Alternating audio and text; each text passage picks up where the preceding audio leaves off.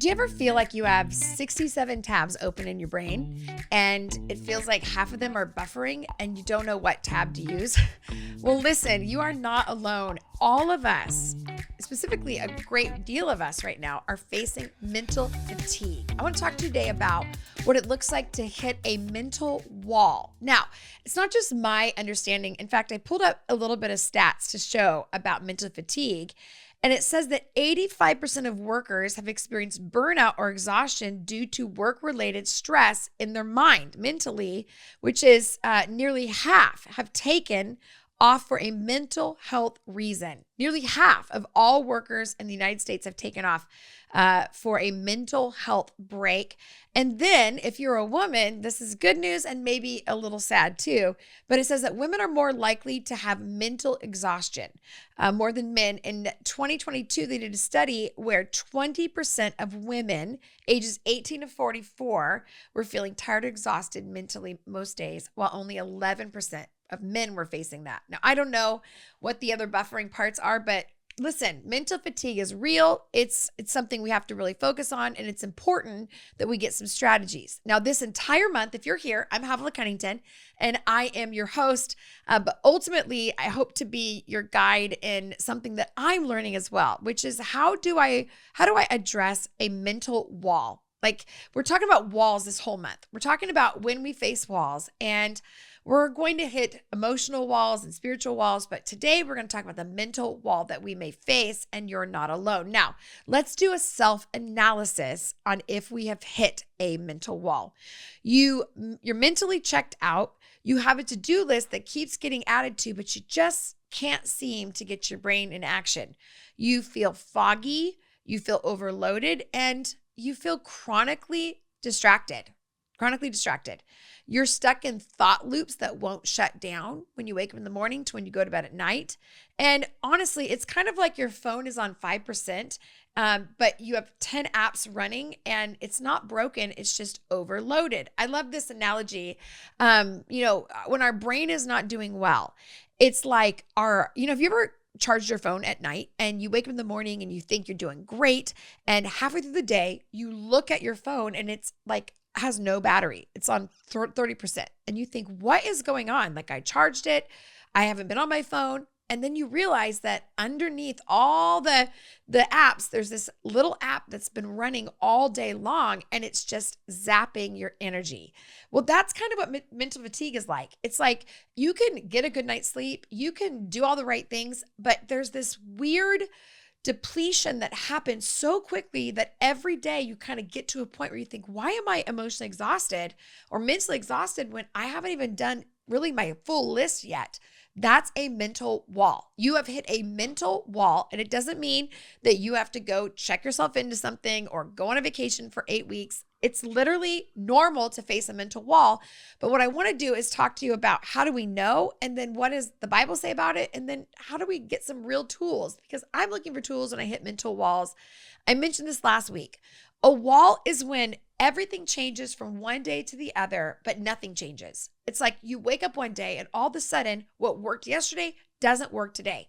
That's what I'm talking about with this mental wall. It's like yesterday you could do your to-do list, you could make decisions, it felt great, and then the next day you just can't do it any longer. I know what that feels like. I've had it, and so we're going to talk about this. Now, 2 Corinthians chapter 10, verse 5, I love this because it really gives us some feedback on how to lead our thoughts and our mental health before Christ, which is important. It says to take every thought captive and make it obedient to Christ. So this passage is very significant because when Paul uses this phrase to take every thought captive, there was significant meaning.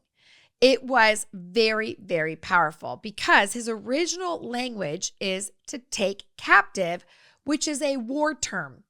It actually is used in like a militant way, and the meaning is to seize with a weapon.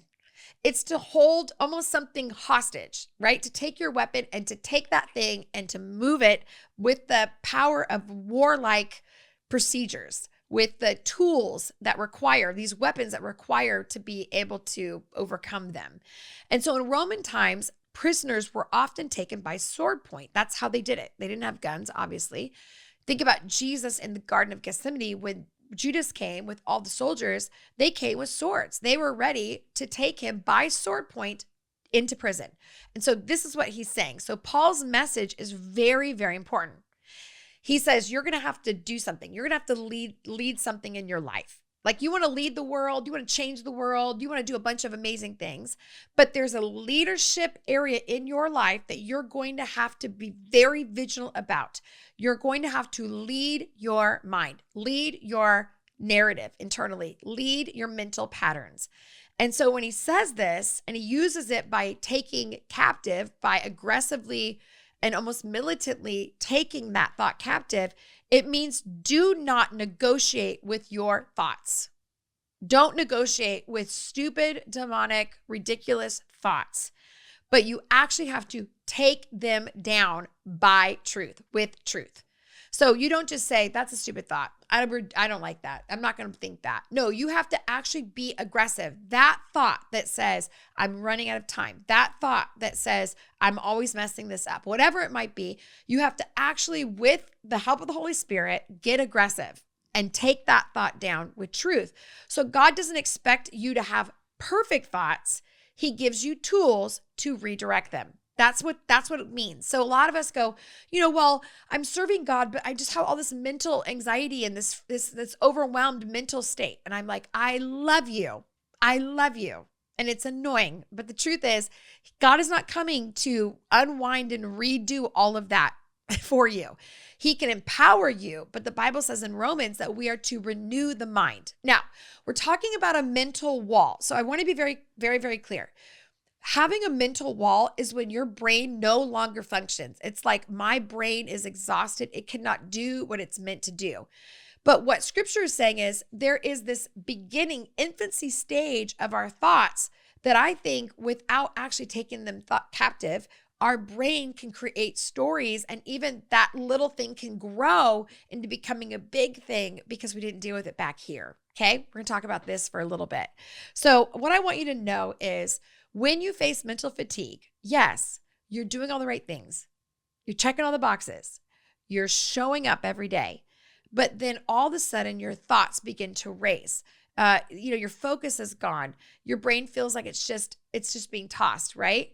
And I remember there's this one season in my life, a couple years back, where I was in the middle of work and doing all these things, and I could not get it together. I would get a good night's sleep.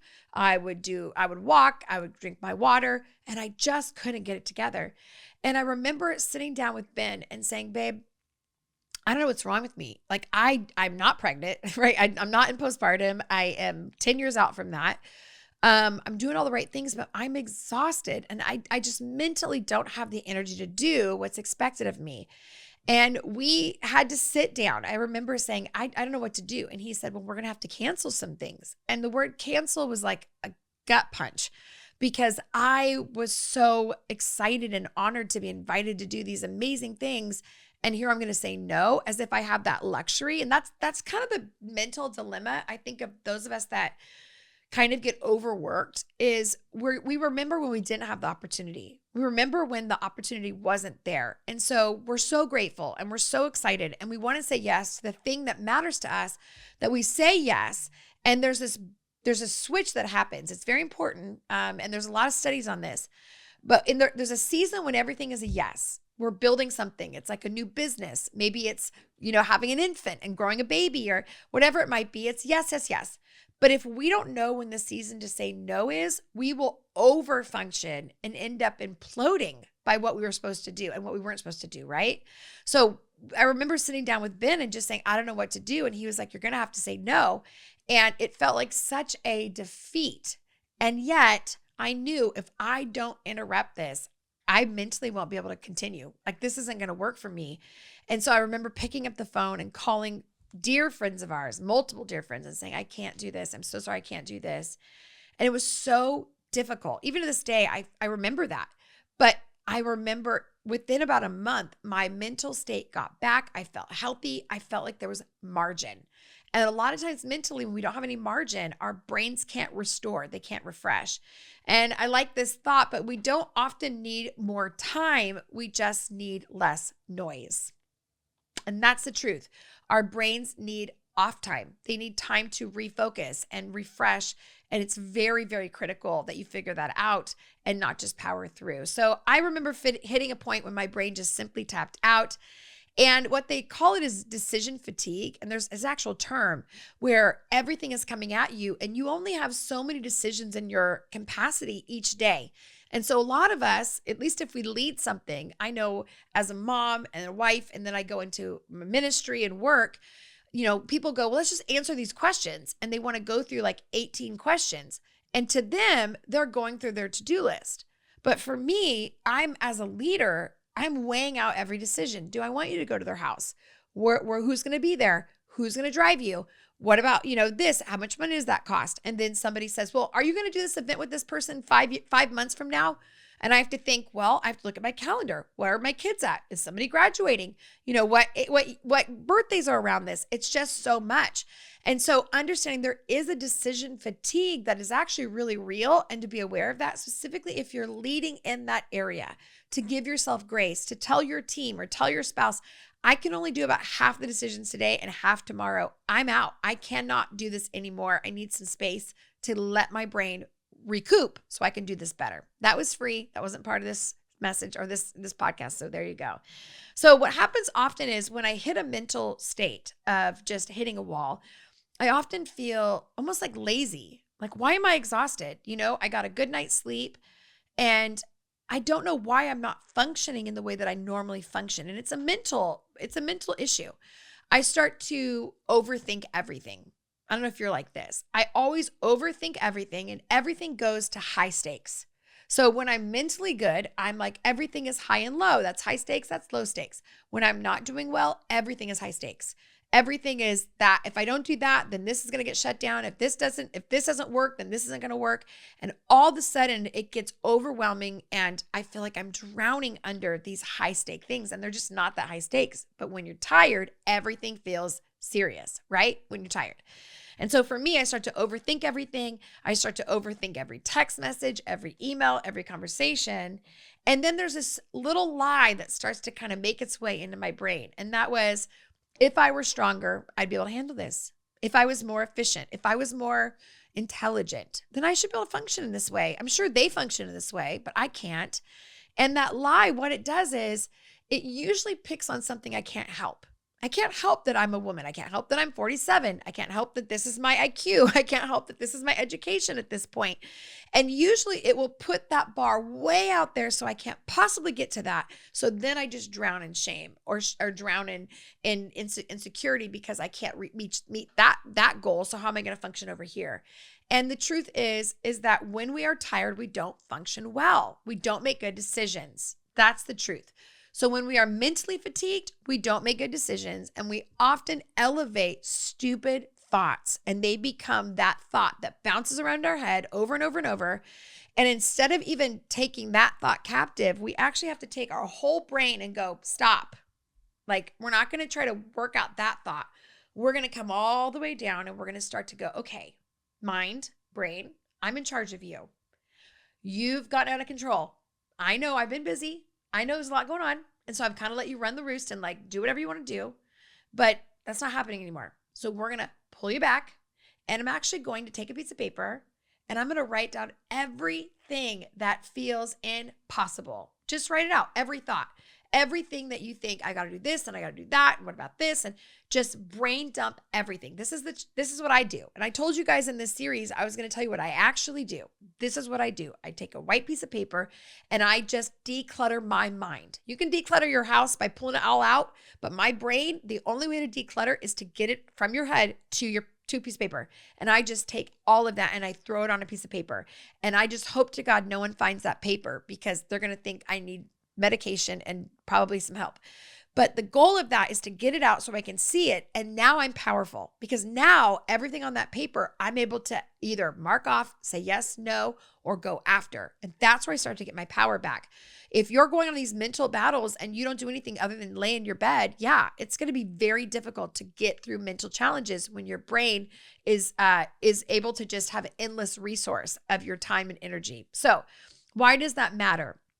It matters because once we start to identify that lie, we start to actually go, nope, you don't get to lead me in that area. That's not true. And we start to move forward. Now, here's something that really, really helped me.